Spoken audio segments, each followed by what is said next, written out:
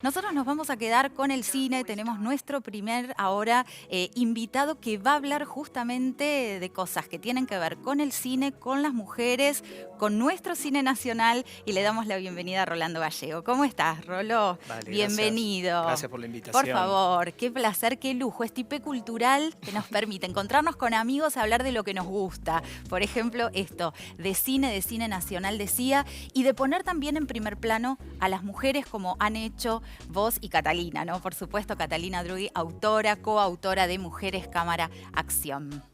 Estas mujeres que, la verdad, no salían a la luz cuánto tiempo, ¿no? Sin que haya registro del trabajo de ellas.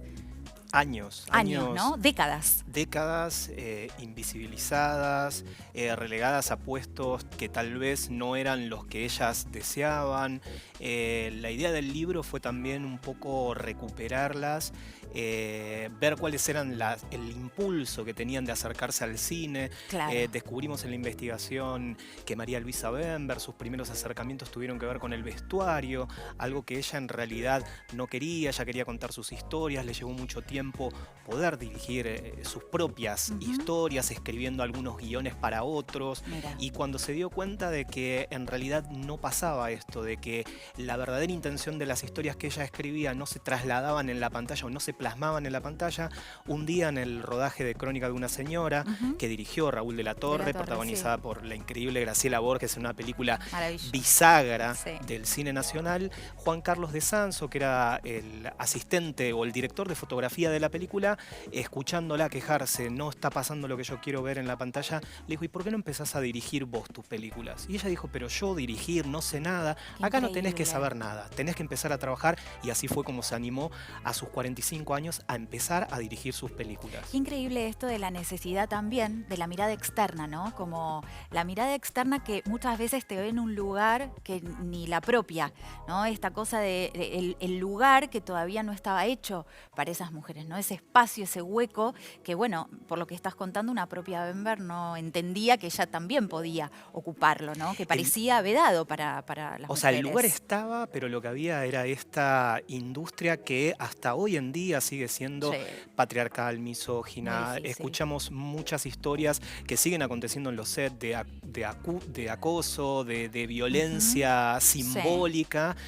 Los lugares estaban, pero bueno, también nosotros un poco en el libro lo que desplegamos es una idea de que las mujeres, para poder trascender en el mundo del cine, necesitan ser eximias, excelsas. Bueno, así en el cine como en la vida, ¿no? En la vida hay también. una sensación, ¿no? Esta idea de que si no sos brillante, no te podés destacar, porque necesitas siempre ese plus para demostrar que podés un poquito más. Que el plus está, porque en realidad si nosotros nos ponemos a repasar la cinematografía nacional para atrás, o sea, cuántas películas dirigidas por hombres y no eximios, ni excelsos, ni historias. Entonces, es lamentable que se haya perdido tanto tiempo, pero yo creo que en el último tiempo, con los movimientos, con el movimiento verde, se empezó a lograr esto que se quiere buscar de la paridad del 50-50, que no ha llegado, se había prometido para el 2020, pero de a poco el lugar de la mujer empieza a tener el peso que necesita para poder seguir contando historias. A mí me pareció muy interesante el libro porque básicamente lo considero como un libro de consulta. Es un libro muy dateado y no existía ese trabajo, digo, la investigación me imagino que les debe haber llevado mucho. ¿Cuánto laburaron ahí? La investigación fue extensa, por suerte nosotros ya teníamos bastante trabajo realizado en entrevistas, ahí veo estos rostros y entrevistamos a todas y pudimos extraer fragmentos de otros trabajos, pero el trabajo más fuerte tuvo que ver con un trabajo de hemeroteca, de sentarse, de leer, de buscar publicaciones de la época, y encontramos perlitas gracias al acompañamiento del personal de la biblioteca del Inca ENERC. La verdad que encontramos perlitas en las cuales pudimos ver por qué se negaba, no solo en la industria, sino también en la prensa, el lugar de la mujer. Ese es el tema. Y siempre se encontraban 2 o 3 nombres que eran los que se repetían.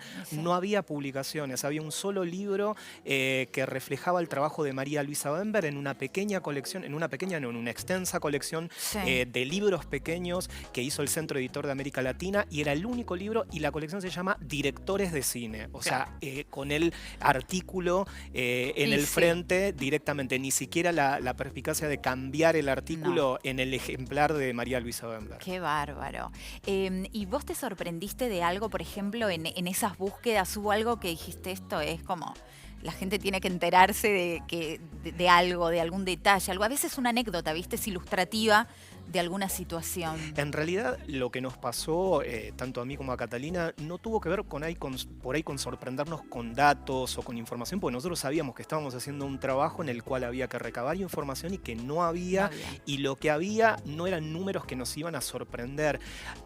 Bueno, en el momento que me invitaste para venir al programa, yo te dije, ya el libro quedó viejo, porque es así, nosotros lo escribimos... Pero ¿cuándo se publicó? ¿Hace 2 años? Hace 2 años, Bueno, pero 2 bueno, años. en el medio está toda la lucha por el aborto y cierto. ahora está Claro. legalizado. Entonces es como que a nosotros nos parece que quedó hace tanto tiempo y a la vez no. Entonces es una sensación. Nosotros estamos muy contentos, lo pudimos acompañar en diferentes festivales del interior del país, nos apoyaron y nos han escrito cosas maravillosas acerca del libro, pero bueno, es un trabajo que no termina. Nosotros tenemos ganas de seguir trabajando con este punto. Yo a partir del libro comencé a tener una mirada muy específica que tiene que ver con el género, de cómo se representan los cuerpos, las disidencias en el cine argentino, y me parece que hay un campo tan amplio para trabajar y seguir investigando, que por eso digo que el libro ya quedó como viejo. Claro, el libro me imagino puede tener miles de actualizaciones de ahora en más y distintos abordajes que serían complementarios, Sí, ¿no? y por suerte esto que vos decías de que en el momento que nosotros lo escribimos no había tantos libros, por suerte en el último año, diría, en el último año pandémico salieron varios ejemplares que vendrían a ponerse en una biblioteca uno al lado del otro, acompañando el trabajo de las mujeres que han hecho nuestro cine inmenso. Qué bárbaro. Te escucho y parece increíble, ¿no? Como que estamos hablando de una realidad, ¿no? Donde hay que ponerle tanta garra, tanta lucha a eso. Pero pensaba también en un cine nacional en este último año súper difícil, ¿no? O sea, un 2020 muy tremendo. Veníamos de 4 años dificilísimos. Muy difíciles. Entonces, la verdad que tenerte acá y no preguntarte también cómo ves ese panorama, vos sabés muchísimo de cine nacional, pero mucho de la industria también.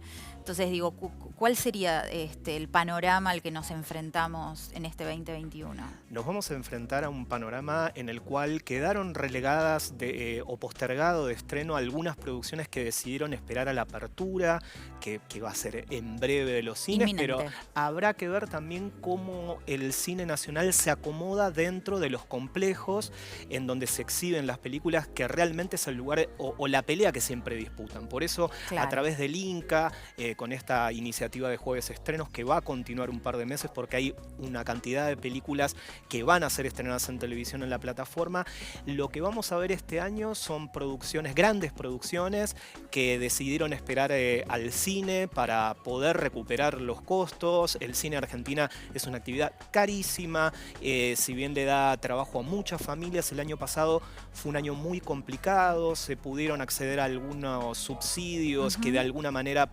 lograron paliativos momentáneos, pero son parches a una industria que viene golpeada de hace 4 años para atrás, como bien vos decías. Este año vamos a ver algunas producciones grandes que están ahí esperando en gateras, y el resto están viendo. Yo pude ir hace poquito a 2 rodajes con todos los protocolos mediantes. A ver, me encanta eso. Es algo raro, uno está Nuevo, acostumbrado diferente. también a ver al director cerca de los intérpretes o las directoras dando indicaciones para poder trabajar, y acá es todo de manera remota, monitores remotos.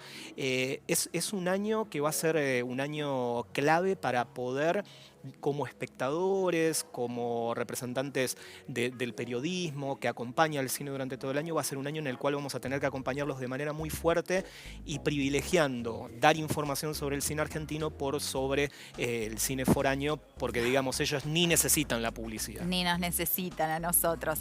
Pensaba también en esta semana y con la muerte de Carlos Menem, con el revisionismo que se hizo de toda la década del 90, la aparición de la ley de cine, que por supuesto fue emergente en los 90 de un trabajo que venían haciendo muchos directores desde hace mucho tiempo, pero digo, también qué clave fue esa ley y esa etiqueta que quedará para siempre tan debatida de nuevo cine argentino, pero que a la distancia explica un montón de cosas, ¿no? Esa generación que venía un poco a contar su historia, y ahí vemos algunos de los ejemplos de ese nuevo cine argentino, ¿no?